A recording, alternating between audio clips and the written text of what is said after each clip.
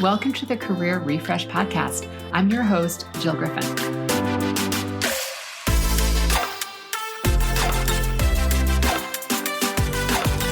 I'm a former media and marketing executive turned career strategist and executive coach. I spent my career working my way up and through the ranks of global organizations and startups, and today I show others how to do the same. Join me each week as we discuss the strategies and actionable steps to leverage your strengths, increase your confidence, and develop your career well-being. Ready? Let's do it.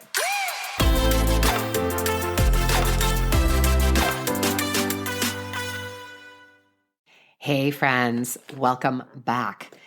Listen, I wanted to jump in today and talk about recession-proofing your career. Been hearing a lot of talk. I also just want to ground on a couple of things. Yes, there were media and tech layoffs in the industry. And listen, if you're a part of that or you were affected, it sucks. It's awful. There's no doubt. But the numbers aren't big enough to reverberate to say that, we all need to be thinking about, oh my God, what's going to be happening with my job, right? So I want us to just keep things in perspective. We have compassion for those who have been laid off, but that may not directly affect us. And when you look at the overall job numbers, we're talking about, it's probably about 1% or so. So with that grounding, I also want to talk about what are the three main things that you can do right now to basically recession-proof your career. And the first is something I've discussed with you before, and that is make your virtual or your mental board of directors.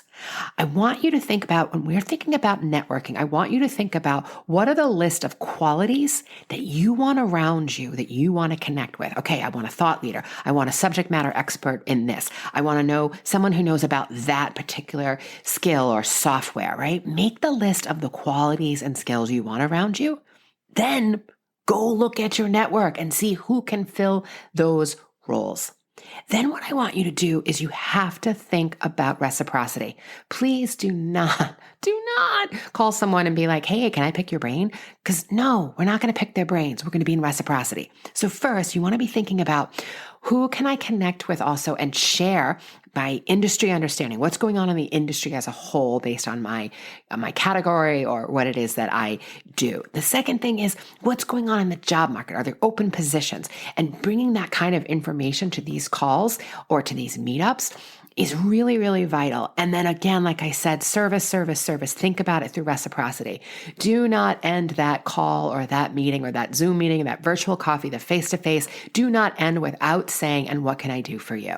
And I would be making 3 to 5 outreaches a week to make sure that you're staying connected. That doesn't mean 3 to 5 out, face-to-faces. I'm just saying reach out to people and book, some of those actual appointments. So that's the first thing. The second thing is keeping your LinkedIn and your resume fresh and up to date. And remember, your LinkedIn and your resume is not about you. It is about the person who is going to read the resume or read the LinkedIn. It is about them and what they need.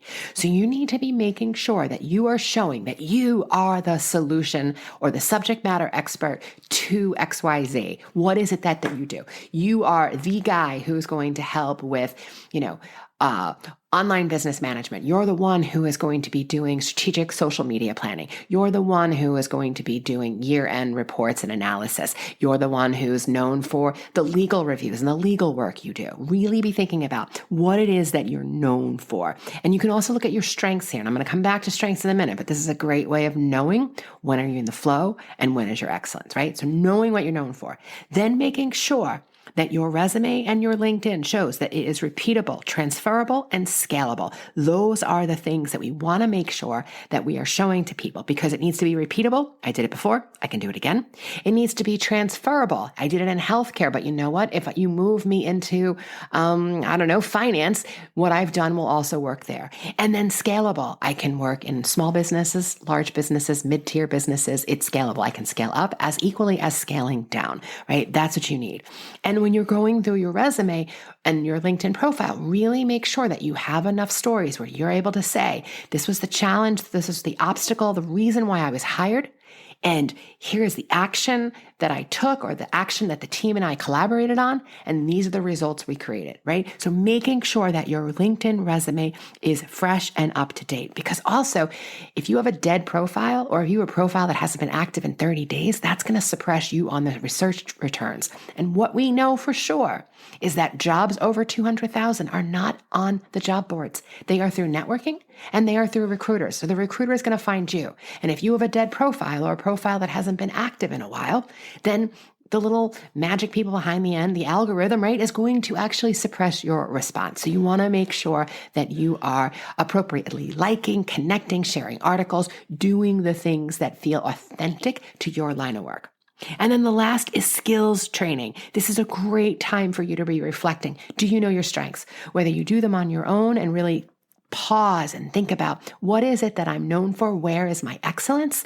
Or you do a Gallup strength report. You can go to gallup.com and the strengths report is about $50. You can work with a coach like me that can help you understand that. But understanding your strengths and then thinking about, well, what skills or continued ed do you need?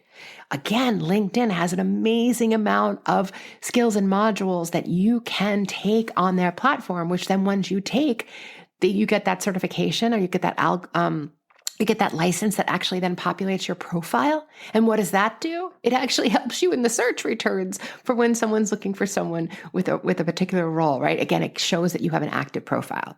And if you need additional skills or skills training, there's Coursera, there's Skillshare, there are areas out there in which you can be continuing to do this. So, my friends, making sure you have a board of directors, keeping the LinkedIn and resume fresh, and making sure that if it's time for skills training, be doing that. These are the things that you can be doing today, right now. Super easy, but you're always doing them. It's not an event. It's not because, I got to get this done. It's like, this is your way of being. This is what you want to be thinking about all the time. So I hope that this recap was helpful for you. If you have any questions, you can email me at hello@jillgriffincoaching.com. And here's to possibility, friends. I'll see you next time.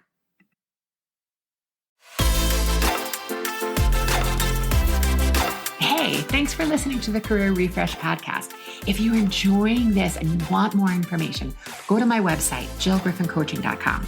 There you can find information on how to work with me one-on-one or my group programs, or even bring me into your workplace. I'll put the link to my website in the show notes. But hey, listen, before you go, do me a favor, rate and review this podcast because it definitely helps me get the word out to people everywhere so that they can also thrive in the workplace. All right, friends, I appreciate you. I'll see you soon.